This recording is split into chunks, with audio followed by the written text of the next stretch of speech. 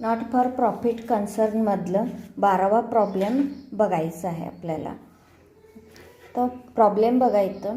Following is the receipts and payment account of chamber of commerce Beed for the year ended 31 March 2018. बीडचं chamber of commerce आहे, त्यांचं receipt and payment account बघायचं आहे, balance sheet आणि income and expenditure बघायचं आहे. आता receipt and payment account बघा. तर बॅलन्स ब्रॉड डाऊन आहे, म्हणजे कॅशचं बॅलन्स, ओपनिंग बॅलन्स आहे हे. नेक्स्ट सबस्क्रिप्शन आहे. सबस्क्रिप्शन तर बघा इन्क्लुडिंग 8,000 फॉर 2016 अँड 17 आहे, म्हणजे करंट इयर किती रिसिव्ड केलेला आहे, 72,000 रिसिव्ड केलेला आहे. मग हा करंट इयर म्हणजे हे कुठलं वर्षाचं झालं, हा करंट इयर आपलं 17 अँड 18 झालं. 17 अँड 18, पण 16 अँड 17 म्हणजे आदल्या वर्षाचं, म्हणजे लास्ट इयरचं पेंडिंग होतं. मग त्याच्यातलं 8,000 रिसिव्ड असं करंट इयर रिसिव्ड झालेलं आहे असं समजून घ्यायचं. ते नंतर ॲडजस्टमेंट वर्किंग नोटमध्ये बघूया आपण. आता सेल ऑफ मशिनरी आहे. सेल ऑफ मशिनरी किती, 20,000, पण ब्रॅकेटमध्ये किती आहे 25,000. बुक व्हॅल्यू 25,000चा 20,000ला सेल केलेला आहे. ह्याचा अर्थ हे आहे की म्हणजे बुक व्हॅल्यू 25,000 आहे, त्याच्यापेक्षा कमी व्हॅल्यूमध्ये विकलेलं, म्हणजे 5,000 लॉस झालं. लॉस कुठलं साईड येणार, एक्सपेंडिचर साईड, हे लक्षात ठेवा. नेक्स्ट डोनेशन आहे. हे पण ॲक्च्युअली लायबिलिटीमध्ये किंवा इन्कम साईड असं घ्यायचं असतोय, पण ॲडजस्टमेंट आहे काय बघायचं, त्याच्यावरून ते आपण ठरवूया. नेक्स्ट ॲडमिशन फीज, ब्रॅकेटमध्ये स्पष्ट दिलेलं आहे रेव्हेन्यू म्हणून, म्हणजे पूर्ण admission fees received income and एक्सपेंडिचरमध्ये इन्कम साईड घेऊया. आता नेक्स्ट पेमेंट साईड बघा. आता इन्शुरन्स आहे. Insurance, printing and stationery, books आहे, कम्प्युटर बुक्स आणि कम्प्युटर हे असेट झालं, म्हणजे बॅलन्स शीटमध्ये आलं. हे दोन्ही एक्सपेन्सेस आहे. एक्सपेन्सेस साईड इन्कम अँड एक्सपेंडिचरमध्ये येतो आहे. त्याच्यानंतर ट्रॅव्हलिंग एक्सपेन्सेस आहे. ट्रॅव्हलिंग एक्सपेन्सेस पण एक्सपेन्सेस आहे, इन्कम अँड एक्सपेंडिचरमध्ये एक्सपेन्सेस आहे. Next furniture and balance carry down आहे, म्हणजे कॅश ॲट बँकचं क्लोजिंग बॅलन्स आहे. हे दोन्ही फर्निचर असेट आहे, हे पण कॅश पण असेट आहे, हे दोन्ही बॅलन्स शीटमध्ये. एकदम सिम्पल प्रॉब्लेम आहे, पण आयटम्स कमी आहे, पण ह्याचा अर्थ हे नाही की हे स्मॉल प्रॉब्लेम्स मोठंच असणार, पण जरासं ॲडजस्टमेंटमध्ये जरासं वेगळं काहीतरी दिले असणार. आता बघू आपण. आता ॲडजस्टमेंट बघा. Assets and liabilities on 1 April 2017 wear as follows असं म्हटलं आहे. म्हणजे 1 एप्रिल 2017 म्हणजे काय झालं, हे ओपनिंग बॅलन्सेस. आता आउटस्टँडिंग ओपनिंग बॅलन्सेस ज्यावेळी देतात त्यावेळी समजून घ्यायचं की कॅपिटल ओपनिंग फंड दिलेलं नाही, म्हणजे ते आपण काढावं लागणार. इथं काय आउटस्टँडिंग सबस्क्रिप्शन दिलेलं आहे, मशिनरी ओपनिंग बॅलन्स दिलेला आहे, बिल्डिंग फंड ओपनिंग बॅलन्स दिलेला आहे, इन्व्हेस्टमेंट दिलेला आहे. मग त्याप्रमाणे आपण घेऊया, म्हणजे कॅपिटल फंड काढण्यासाठी यूज होईल. मग त्याच्यानंतर डेप्रिसिएशन डायरेक्ट मशिनरीचा अमाऊंटच दिलेला आहे. इथं काही पर्सेंटेज वगैरे काही दिलेलं नाही. ॲज अ एक्सपेंडिचर म्हणून एक्सपेन्सेस अकाउंटमध्ये दाखवायचं आणि मशिनरी अकाउंट. आणि आता बघा इथं सेल ऑफ मशिनरी इथं होती बघा. Sale of machinery book value कितीचं सेल झालेला हे एवढं लेस करून मग आपल्याला त्याचं डेप्रिशिएशन लेस करावं लागणार. मग त्या पद्धतीनं आपल्याला करायचं तिथं ॲडजस्टमेंट. मग त्याच्यानंतर donation received for building fund असं म्हण. आता मगाशी पण म्हटल्याप्रमाणे डोनेशनचं काही डिटेल दिलं तर त्याच्यानंतर बघूया म्हटलं. म्हणजे balance sheet liability, building fund always comes in liability side. म्हणजे डोनेशन कशासाठी घेतलेलं आहे, डोनेशन कशासाठी रिसिव्ड केलेलं आहे त्यांनी स्पष्ट सांगितले. तर बिल्डिंग फंडसाठी, म्हणजे बिल्डिंग फंड म्हणजे हा कॅपिटल रिसीट आहे. म्हणजे हा कॅपिटल रिसीट असेल तर बॅलन्स शीटचा लायबिलिटी साईड घ्यायचं. त्याच्यानंतर outstanding subscription for the current year due for ₹6 म्हणजे करंट इयरचं आउटस्टँडिंग 6,000 आहे. म्हणजे बघा इथं आउटस्टँडिंग सबस्क्रिप्शन, टोटल सबस्क्रिप्शन किती होतं 10,000 आणि करंट इयर इथं किती रिसिव्ड केलं 8,000. म्हणजे अजून 2,000 उरलेलं. म्हणजे ते 2,000 सबस्क्रिप्शन, ते रिमेनिंग ते 2016 आणि 17चं सबस्क्रिप्शन 2,000 आउटस्टँडिंग म्हणून दाखवायचं. मग करेंट इयरचं आउटस्टँडिंग रिमेनिंग 4,000 असं दाखवायचं. हे टोटल असं म्हणून सांगितले. आपण ते ह्याच्यावर थ्रू म्हणजे वर्किंग नोट थ्रू आपण बघूया. आता आधी कॅपिटल फंड काढूया. हे तर काय काय दिलेत बघा. म्हणजे ओपनिंग बॅलन्स हे सगळं दिलेलं आहे. म्हणजे सुरुवातीला आउटस्टँडिंग सबस्क्रिप्शन हा रिसिव्ड आहे. आउटस्टँडिंग सबस्क्रिप्शन किती अमाऊंट आहे 10,000. नेक्स्ट इथं काय दिलेलं आहे, नेक्स्ट मशिनरी आहे बघा. मशिनरी 50,000.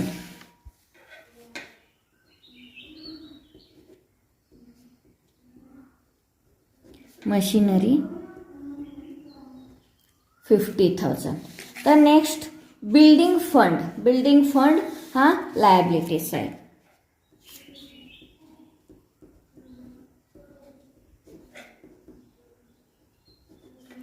$2,10,000. ओके. नेक्स्ट इन्व्हेस्टमेंट आहे बघा 3 lakh. Investment asset side.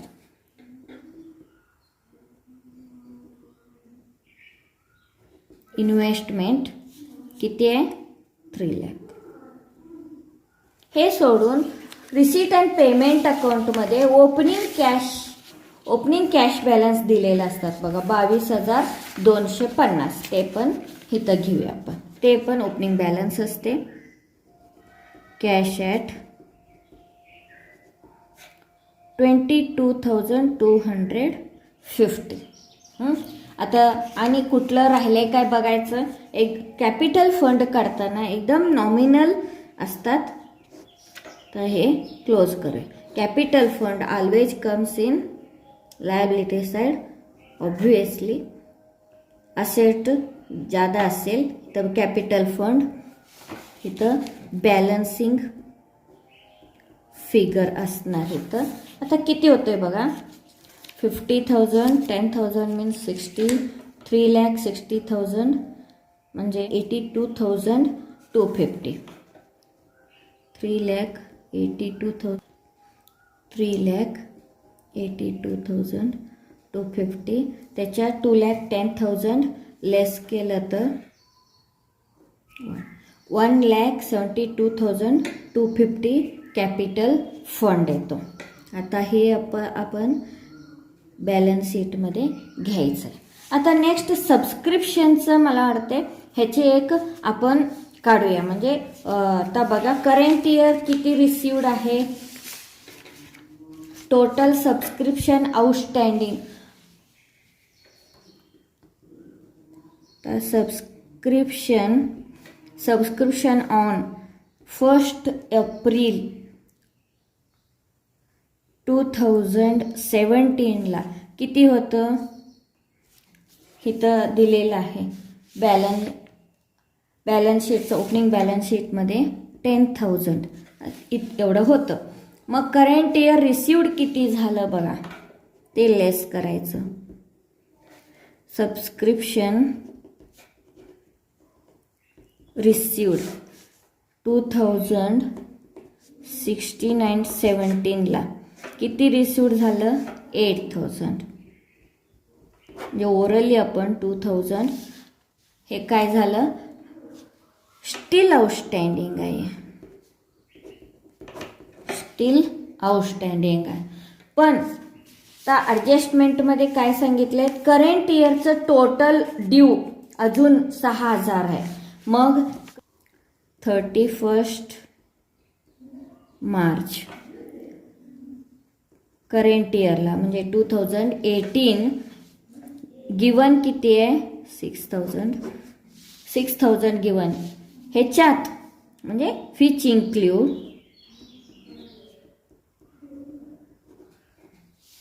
Which include 1000, हे बघा, हे ह्याच्यात इन्क्ल्यूड आहे, हे मेन्शन करायचं कंपल्सरी. फॉर 2016 अँड 17चं 4,000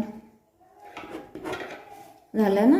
6,000 मायनस 2,000 म्हणजे 4,000 राहिलं. आता आपण सॉल्युशन बघूया. बॅलन्स ब्रेकडाऊन इथं काही घ्यायचं गरज नाहीये, आपण पेपरमध्ये वर्किंग नोट पण सॉल्व्ह केलेला आहे. ओके. आता सबस्क्रिप्शन,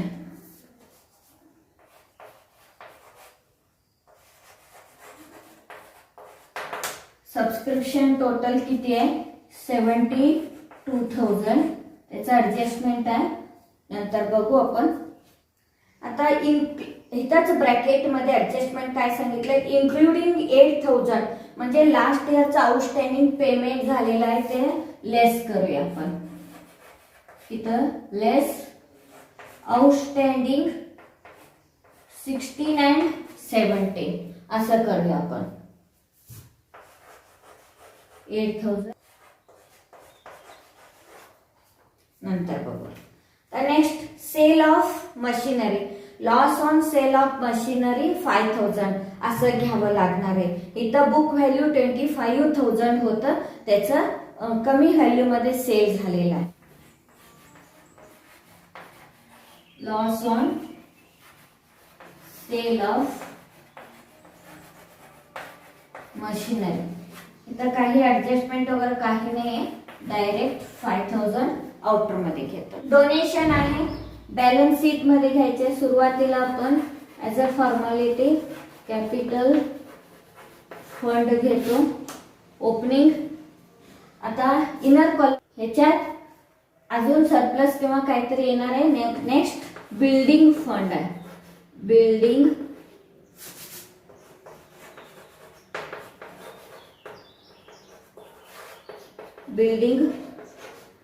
फंड आहे. बिल्डिंग फंड ते ऍडजस्टमेंट मध्ये दिलेलं आहे बघा. Building fund 2,10,000. ह्याच्यात ऍड डोनेशन्स करायचं आहे. ऍड डोनेशन किती आहे, डोनेशन 55,000 आउटर मध्ये 2,65,000. नेक्स्ट ऍडमिशन फीस, इथं अजून एक ऍडजस्टमेंट करंट इयरचं ऍडजस्टमेंट आहे, म्हणजे इथं शेवटला घेतलो. ऍडमिशन फीस त्याचं काही ऍडजस्टमेंट नाहीये, डायरेक्ट आउटर मध्ये 6,000 असं घेतो. नेक्स्ट आता पेमेंट्स आहे. पेमेंट्स आहे इन्शुरन्स, त्याचं बी काही ऍडजस्टमेंट नाही. फक्त काय आहे, फक्त कशाचं म्हणजे जास्तीत जास्त सबस्क्रिप्शनचं ऍडजस्टमेंट आहे आणि कॅपिटल फंडचं, असं दोन ऍडजस्टमेंट म्हणजे वर्किंग नोट आपण घेतलेलं आहे. इन्शुरन्स आउटर मध्ये 10,000. नेक्स्ट प्रिंटिंग अँड स्टेशनरी, फक्त मशिनरीचं डेप्रिशिएशन दिलेलं आहे, ते एकच ऍडजस्टमेंट आहे आणि बाकीचं काही ऍडजस्टमेंट नाहीये बघा. डोनेशन झालं, आउटस्टँडिंग होत आणि फक्त डेप्रिशिएशन एवढं मशिनरीवरती डेप्रिशिएशन आहे. आता next printing and stationery, printing and stationery outer मध्ये घेतो डायरेक्ट 4,000. नेक्स्ट बुक्स आहे, बुक्स ओपनिंग बॅलन्स वगैरे काही दिलेत काय बघायचं. बुक्स काही नाहीये, डायरेक्ट आउटरमध्ये बुक्स परचेज 30,000 आउटरमध्ये घ्यायचं. नेक्स्ट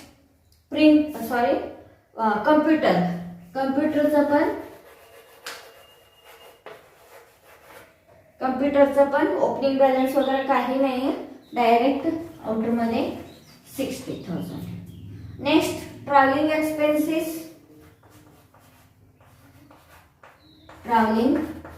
एक्सपेन्स त्याचं पण काही ऍडजस्टमेंट नाहीये, 4,000 डायरेक्ट आउटरला. Travelling expenses. ओके. नेक्स्ट फर्निचरचं पण काय ऍडजस्टमेंट आहे काय बघायचं, नाहीतर डायरेक्ट आउटरमध्ये 62,000. Okay. Next cash at bank.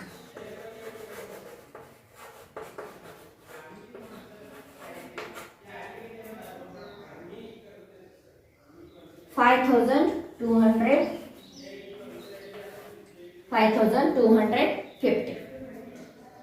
आता ऍडजस्टमेंट सगळं झालेलं आहे. आता assets and receipt and payment account मधलं सगळं आयटम्स ठेवून झालं, पोस्टिंग झालं. Next assets and liabilities opening balances सगळं दिलेलं आहे. आपण वर्किंग नोट मध्ये कॅपिटल फंड काढलेले आहे, ते पण इथं घेतलेलं आहे. आता नेक्स्ट डेप्रिसिएट मशिनरी. आता मशिनरीचं अमाऊंट किती आहे बघा. मशिनरीचं ओपनिंग दिलेलं आहे, मशिनरीचं 50,000 अमाऊंट दिलेलं आहे बघा. ह्याचा बुक व्हॅल्यू 25,000 बुक व्हॅल्यू ते सेल झालेलं आहे, ते आधी लेस करायचं. सोल्ड 25,000 उरलं किती आणि परत 25,000. त्याच्या डेप्रिसिएशन रेडीमेड अमाऊंट दिलेले ते पण कॅल्क्युलेशन करायचं काही गरज नाही. डेप्रिसिएशन 2,500 म्हणजे इथं काय आहे ना 22,500. आता तेच डेप्रिसिएशन आपण इथं घेऊया. डेप्रिसिएशन ऑन मशिनरी किती 2,500. बघा वर्किंग नोट मध्ये केलंय. करंट इयरचं आउटस्टँडिंग सबस्क्रिप्शन 4,000 आहे, 68,000. आता करंट इथं आउटस्टँडिंग सबस्क्रिप्शन 2016 and 17 चा 2,000 आणि 2017 and 18 चा 4,000 म्हणजे टोटल 6,000 असं घ्यावं लागणार. ओपनिंग बॅलन्स शीट मधलं का सगळं घेतलंय काय बघूया. सबस्क्रिप्शन आता घेतलं, मशिनरी पण घेतले, इन्व्हेस्टमेंट एक राहिली. इन्व्हेस्टमेंट किती आहे 3 लाख. मग आता इथं हे करूया. ऑब्विसली ऍसेट 74,000 टोटल होतोय. 74,000 टोटल रिसीट आहे. आता एक्सपेन्सेस किती झालं बघूया. 15, 19, 23, 25,500 एक्सपेन्सेस होते.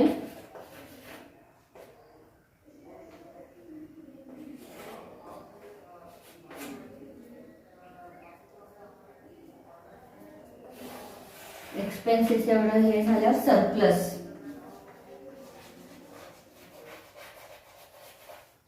सरप्लस किती 48,500 हे ऍड करायचं.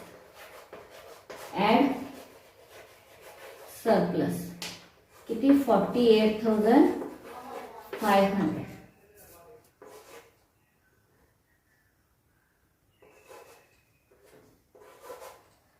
2,20,750. 2,20,750 आणि हे 2,65,000. टोटल किती होते बघूया दोन side.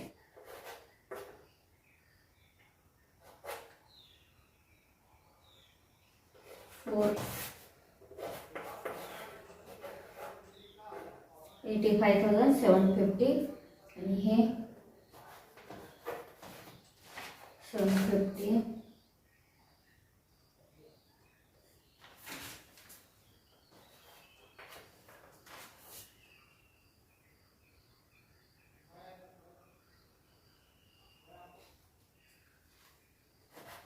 $4,85,750. Both sides comes 10. Okay.